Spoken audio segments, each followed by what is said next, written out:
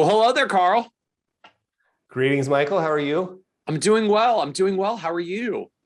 I'm good. What? I've never asked you, what are all those things all over? But like this, like your third grade pitching award, or what? What are all those awards? I didn't never even know. What are all those things back there?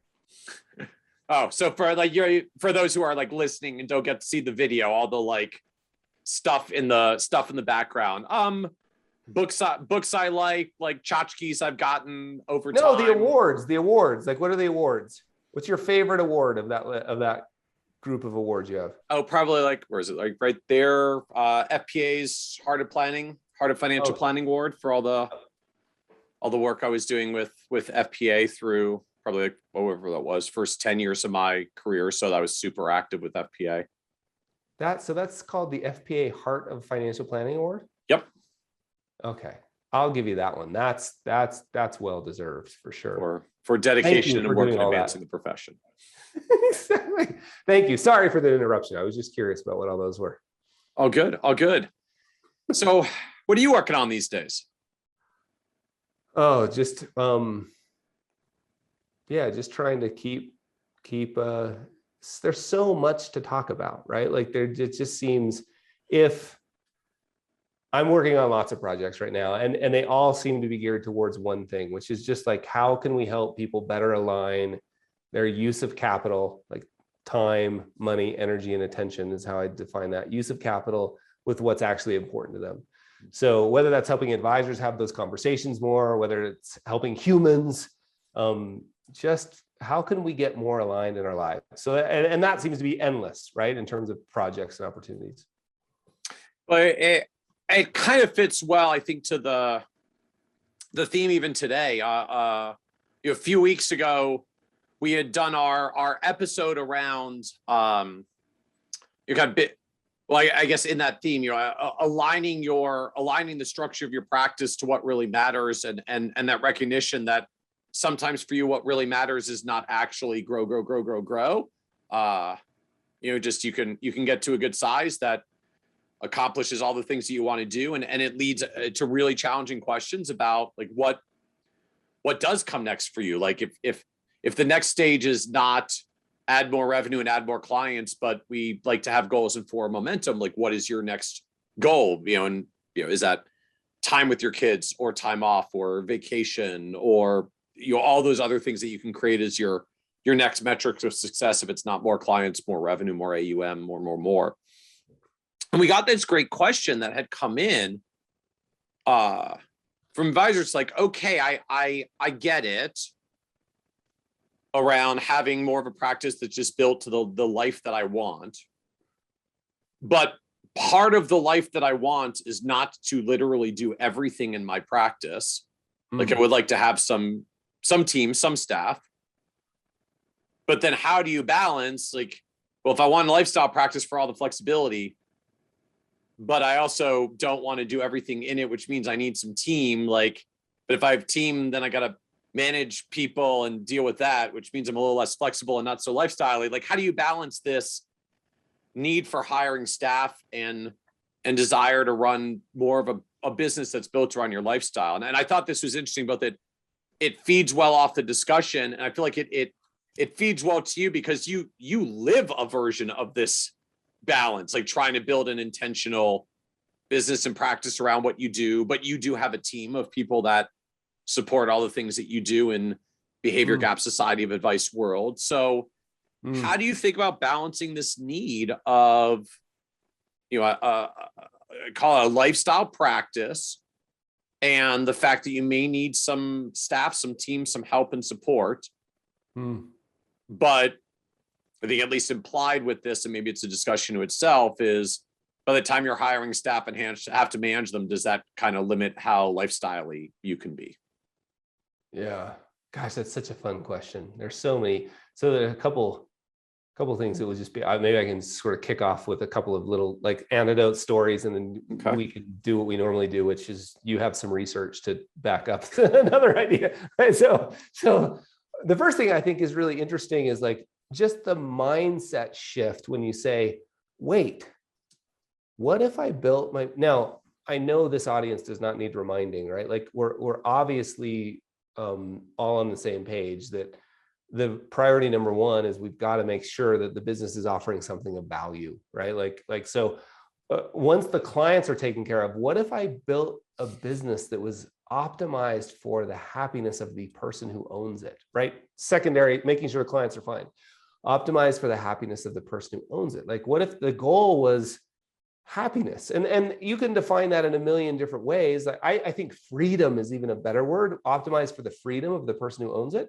And how you go decide to spend that freedom is, like there's a million examples, of course, but just generally this freedom. So I think it's a good way to frame it, because to me, not the first time I've heard an advisor thinking about lifestyle practices and coming up against this challenge. I feel like it really does boil down to an aspect of freedom. Like, if I have team members I'm responsible for, did I just diminish some of the freedom that I was supposed to be creating by having this more lifestyle-y practice in the first place? But if I got to do a bunch of things in the business that I don't really want to do, then maybe I'm not actually so free anyways. So like, how do I find this freedom balance? Yeah, so I think that right, really what that's pointing to is kind of the agency problem, right? I'm no longer doing the thing. Now there's a person doing the thing. Now I got to manage the person doing the thing. And so I think first, if we just get our heads correct, like, wait, why are we doing this? Because your answer to that could vary. Like, I'm not saying building a business like the one I had built or the one we're running now is for everybody. I'm just saying, just to get clear, I think we sometimes we get so caught up in mimetic desire of what we think we're supposed to do because it's what everybody else does, that we forget to stop and ask the question. Like, I mean, here's a good example. Like, we celebrate people who run around talking about working 80 hours a week until their eyes are bloodshot. I think that's a problem that needs to be fixed, not as something to celebrate. And what we should celebrate is, if it could, what's really worth celebrating is the person who could do the same thing in 20 hours, right? Like, that's interesting to me. Right. So if we get clear in our heads of what we want to build, and the only way to get clear about that from my experience is to test and try, right? Like, but start being aware of, like, I'm living somebody else's business. Like, what if I just built mine? So once we get that out of the way, how do you deal with this agency challenge? And I love this model of, so first go back to the episode we had, I don't know which one it was, where we talked about time. And I introduced that idea from my friend who said, Carl, it's really cute that you think you're so busy, right? And then we used rescue time to track. So first is like, really, are we really that busy? And I remember an advisor who emailed a while ago who said, gosh, everybody in the industry is talking about outsourcing. And this was an advisor that I can't remember what the number was, but it was a big number revenue wise. He's like, I do everything myself. I do my own reconciliation. I do my own client meetings. I do everything myself. I don't outsource anything. He's like, I'm done by noon. Like, what do the rest of you do? So I thought that was interesting. So that's first, is like, and so meaning, like, maybe, is the reason you're trying to think about hiring staff because you've got a lot of stuff to do and it's filling your time? And is the truth that your time is actually filled, or are you just actually maybe deep down not really as efficient as you think? And if you just create some structure to get more efficient and focused, you would find that you actually have way more spare time than you thought in the first place, and that this isn't a problem. Yeah, exactly. I think that's like, I think of it this way. Number one, first delete. Number two, delegate. Number three, do. And so we're just talking about delete right now, right? Like, so, okay, what are all the lists? No, Carl, you only solve problems by adding things, never subtract. You always add. Yeah, exactly. And I did the same thing. I was like, I got to hire somebody. And I did that for a decade. And I would hire somebody and I just say, I don't know, but just take things away. Like, as opposed to saying, like, oh, maybe if I just stop doing that one thing that people aren't actually that into and is really time consuming, I would have a whole lot more time and this would be less stressful in the first place. To me, that's step one, is delete. So in order to delete, you have to have a list of the things that you're doing. And most of us, I know I hadn't even made a list of those things. I just knew I was busy. So first, like, let's just be a little analytical about it. Like, treat it like a budget, but it's a time budget. Like, what are you actually doing that's taking the time? And then you get to go through these steps. Like, at least for me, I would look and say, what can I delete? I've been shocked at what I was able to delete. Shocked. I mean, I know I've told the story before, but I forgot one time to send out quarterly reports. And I remembered like over the weekend and was like, oh no, I'm gonna have so many phone calls and emails from people who didn't get their quarterly, because I thought this was like foundational to the value of the firm. And I got in and because I'm sure you didn't forget to bill them their quarterly AUM fee. So I you told took them the money and you didn't send the report. Yeah, as if the value of what I was providing was correlated to a report. And we all know, like, nobody was born needing a quarterly performance report, right? Like, we trained them that they should need one. But anyway, I got back into the office on Monday, and you know the punchline. How many calls or phone or emails? 0. Right? So I waited a day, 0. I waited a day, 0. And then I forgot next quarter on purpose. And then I changed my, what was that thing called? Your ADV. Yeah, I changed that to say quarterly or performance reports available on demand. And I marketed that way. I said, if you ever want to know how you performance, I will have it at our meetings, but if you need it, you just call me. I can hit print and send it to you. So now it was like a feature, but nobody ever asked for it. Right. So anyway, I'm not suggesting that. I'm not telling you should do it. I'm just saying it was surprising to me that I could delete it. Yeah.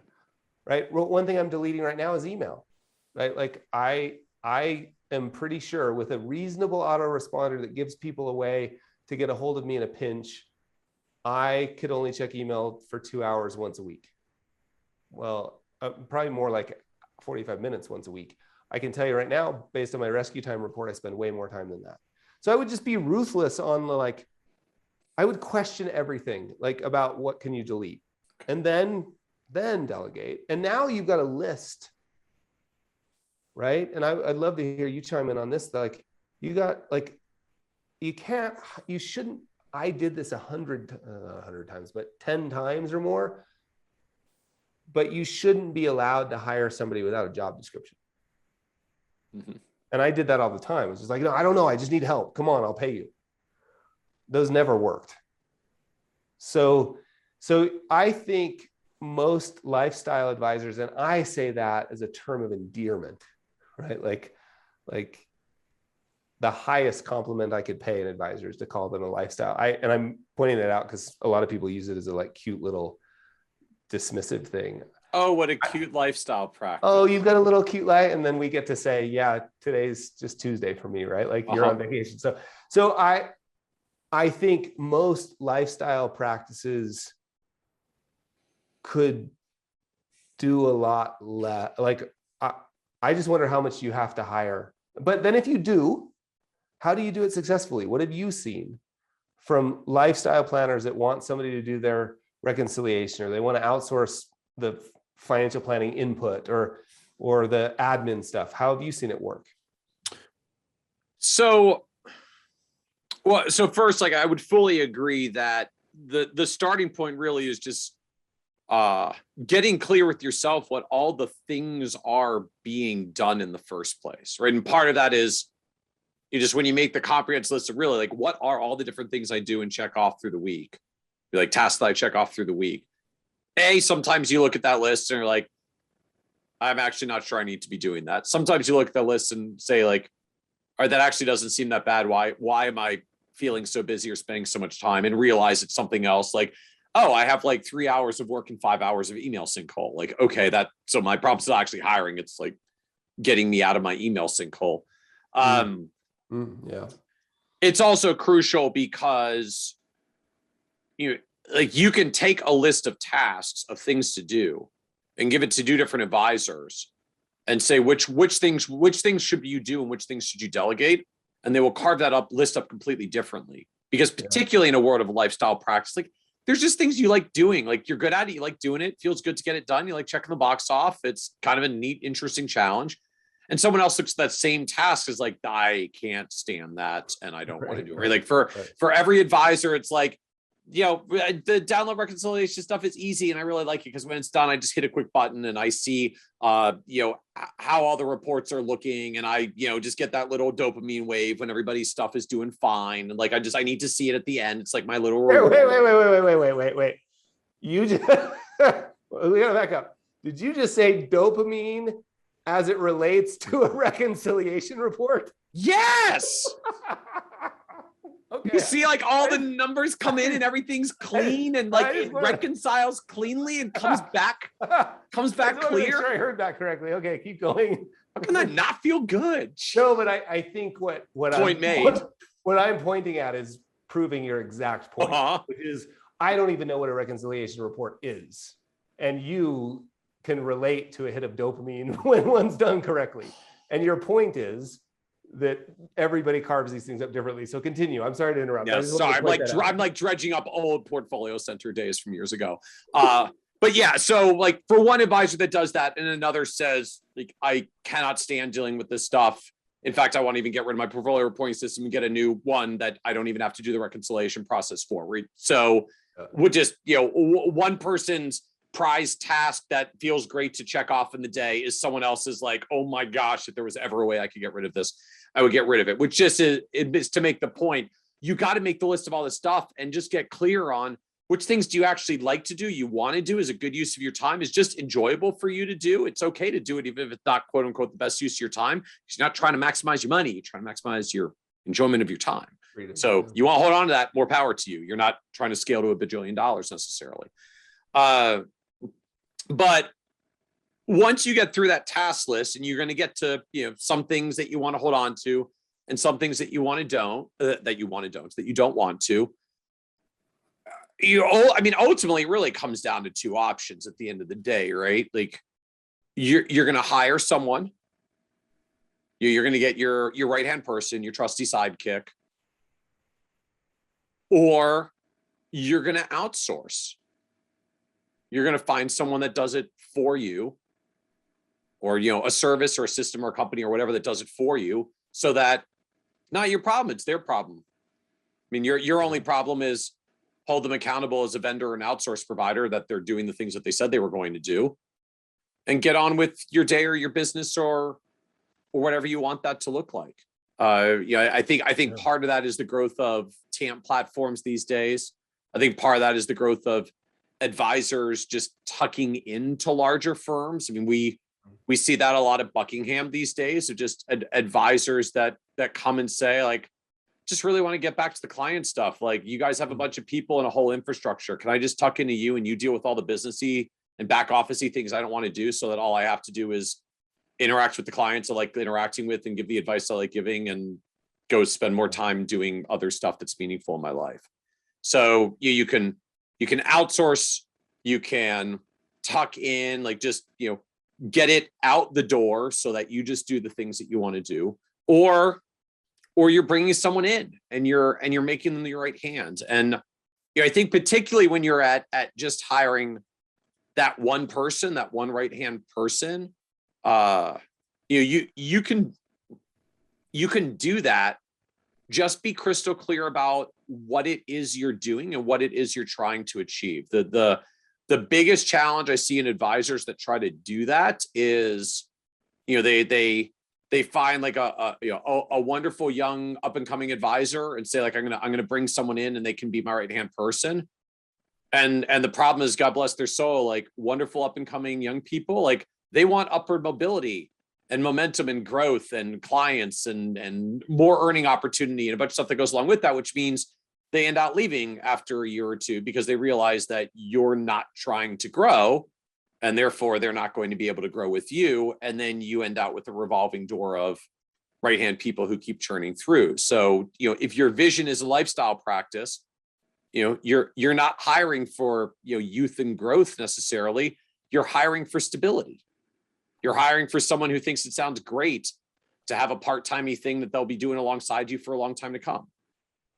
Yeah, so good. So just get clear on what you want and make sure you find someone else who's aligned to that. Yeah, it's really interesting thinking about all that. I just think about all the time and money I wasted doing that wrong. Where like the thing that I thought was the solution became the problem, right? And it's just like this, and we're still learning that lesson here. We're getting much better about it now because we're like, no, we do this, and we're got really clear. But the reason we're really clear about it is because we've written those lessons down. And so as you make that list of things that are keeping you busy, I just want to point out a couple things. Like how do you decide what to keep and what to get rid of? To me, since the goal here is not to optimize money, like you could say, well, because John Bowen did some research years ago that tried to separate the top decile advisors based on income from everybody else, and what did they do differently? And it was like 100% came down to client facing activities, right? Like and that's no surprise, right? Yep. So if we're optimizing for revenue, then we know you should try to get rid of everything you can that's not client facing. Right. And so we know that, but that may not be what you're trying to optimize for. You might be like the craftsman that loves.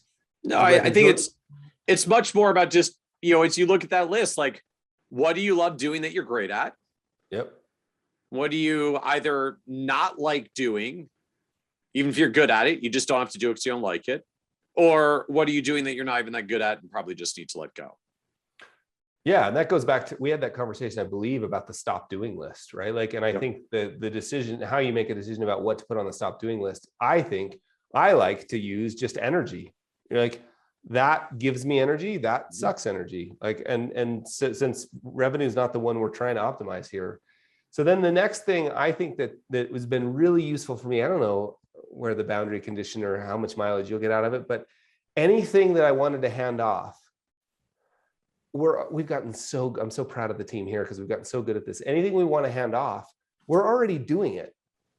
So all we have to do is sit down and record us doing it. Right? Like I think that's so powerful. You just hit screen record. Yeah, I learned to delegate by just taking things I was already doing and turn on, gosh, what was it back then? Screencast-O-Matic, I think. Yeah, for sure. Deluxe. Oh, I think that's literally what it was called, like Screencast-O-Matic. I know, but it's got to be Deluxe. Screencast-O-Matic Deluxe. Yeah. And I just recorded myself doing it. I then gave someone and said, this is how I did it. Let me know if you have any questions, but otherwise I'm assuming this is the last time I'm ever going to do it. Yeah, easy. And then I think the one other piece that I thought was really valuable for me was I could find, there are people out there that will take that recording and turn it into a process. There are people out there that will make sure, and they will manage. So if you can have some, like, I didn't even want to manage the process of finding the person who would do the thing, right? There are people who specialize. They're almost like outsourced HR people. Mm-hmm. That can say, oh yeah, that video is good. I didn't understand this one piece here. I'll tighten that up. And then I will hand it off to somebody. And then, Michael, you've probably been shocked at this too. There are people in the world that they don't want to think about, like, could I do it better? Yep. They don't want to think about different ways to do it. There are people in the world who love going down a checklist and making sure it gets done properly. Those people, that's, because I can't do that to save my life, because I get stuck in, like, could we do it better? And what's the more creative way? And so when I finally found, and I remember who it was, the first experience I had with this was we had somebody that helped us at the office, and yeah, I won't even mention her name. So we had somebody help us at the office, and I asked one day, we had clients coming, I said, could you go get lunch for everybody? Everybody sort of already sent me their menus. Here's the menus. And she came back and there were no drinks. And I said, hey, there's no drinks. And she said, well, you didn't ask for drinks. And I was really frustrated for about 10 seconds. And then I understood, like, oh my gosh, the reason things run around here is because she makes sure that the checklist gets done. And she doesn't think about better ways to do it. There are people, so finding those kind of people, which points to that last point you made about, like, people want to grow, and you don't want to hire somebody like you. Like, that's the whole point. It's a disaster. But I mean, there is a balance to recognize that just, the dynamic does get a little different once you have hired anyone, just another mouth to feed, another person that you're responsible for. But most of the challenge I find for advisors that are thinking about this, like, it's limitations we put in our own head. Like, yeah, well, if I hire someone to be tied to the office to supervise them, like, no, you're not. Right. That's a choice. Like, Right. Hire Right. someone who can manage themselves, or get so clear on a job description when someone who just loves checking off checklist items for the day that they can't deviate and they won't deviate because they really like doing the exact things that they're supposed to do on their list for the day. And that's all they're going to do, which is great because that's exactly what you needed them to do. I'm afraid to hire because I got to come to the office every day. Like, no, you don't. You got to hire someone who's as excited to be virtual as you are, if that's the deal and what you want. That just own what you really want it to be and look like. And don't make up a bunch of compromises in your head. Own the way you want it to be and look like.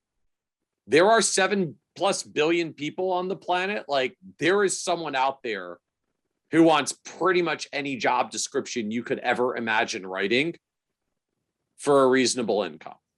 Especially now. And especially, I think our industry like this, I remember having this conversation 10 years ago. And it was really hard. Now it doesn't, other than your own head, which I think is a really good point, other than our own heads, it's not really that hard anymore you got Screencast Deluxe, you've got outsourced people, you've got a mic, you've got people are used to working Zoom. Like, these things didn't exist. Like, they weren't even, now I think it's a lot easier. So I think really push the envelope of the delete section, then really get clear about what you can delegate. And I'll just, if you want to, and from there, just if you want a part-timer, go find a part-timer, right? Like, you can hire part-time VAs. There are standalone outsourced fractional VA services. You want to outsource some of the planning work, like Simply Paraplanner and a bunch of outsourced paraplanning services. You want to get rid of the investment stuff. There's no limit to the number of TAMPs out there these days that will do that work. You want to get rid of the operations work. There are firms that you can tuck into. You want to have a right-hand person, you can hire the right-hand person. Just make the description exactly what you want it to be. Don't put a lot of compromises in there. I mean, you can bounce it off someone just to make sure it's realistic and you're not making up just some like combination of things that's not any human being. But just get clear on what you want, and the clearer you get on it, usually the faster you end up finding your way to it, because once you get clear on it, your brain starts getting really focused on how to solve that problem. Yeah. And I also love to like give yourself a little time. Like, it's also okay to say, to me, the way I would start this is my stop doing list. I've deleted everything I could. Now I've got the stop doing list. I'd pick 2 things on it and I'd say 90 days from now, I won't be doing those. And then make that happen through one variation of that's all we do around here. 90 days, I won't be doing those things. I've got a stop doing list. I know exactly what's on it. I know 90 days from now, I will not be doing those things. They'll either be deleted. Well, they can't be deleted or else they wouldn't be on the list. So yeah, let me just quickly tell a super fast story. My wife, when we were in New Zealand, my wife moved to London because she got into design school. So design school started in August, September, and interior design school. And the kids' school in New Zealand didn't end until December. That's summer over there, right? So They ended summer. So we had like 2 months while she was there, and she called back early on in her design school program, and she'd had this really cool interaction with somebody who was making noises about hiring her, right? Like, hey, so she called to tell us that, and we were all so excited, the kids and I, and one of the kids said, my son, who was like 16 at the time, said, "Dad, Mom's going to retire you within a year." And I was like, that would be awesome. And we all looked at each other simultaneously and said, no, it wouldn't. And I said, I'm never going to retire. I'm just going to do less of the things I don't like and more of the things I do. Mm-hmm. And so my son was like, well, what's on the list of things you don't like? And we started making a list. This is where the stop doing list started making a list. And he said, and this still to this day, it's so crazy when your kids are super smart, right? Like, when they make these comments that are super insightful, he said, "Dad, would you make more or less if you stopped doing those things today?" And I was like, more. Then we went down to the next one. He's like, "Would you make more or less if you stopped doing that?" More. And we went down like 5 or 6 deep. And he was like, I just have a crazy question. Why don't you stop today then? And I think replace more with, would you have more or less freedom if you stop doing these things today? Would you make more? Like, whatever your goal is, I think we just get in our own heads. It's true. I've stopped doing those things. some of them, and I have more freedom and I'm making more money. So I think we get in our own heads about what only we can do. Amen. I think that's a great way to frame it right there. Just don't get caught in your head about what only you can do, and get clear about what you really want to do, and make the job description of the rest, and find a person who's excited to do all the things that you don't, because someone's out there. Like it's not mean to delegate it to them just because it's all the things you don't want to do. Like it's really what they want to do. Human beings are wonderfully varied. Totally. Amen, Michael. Thanks. Awesome. Thank you, Carl.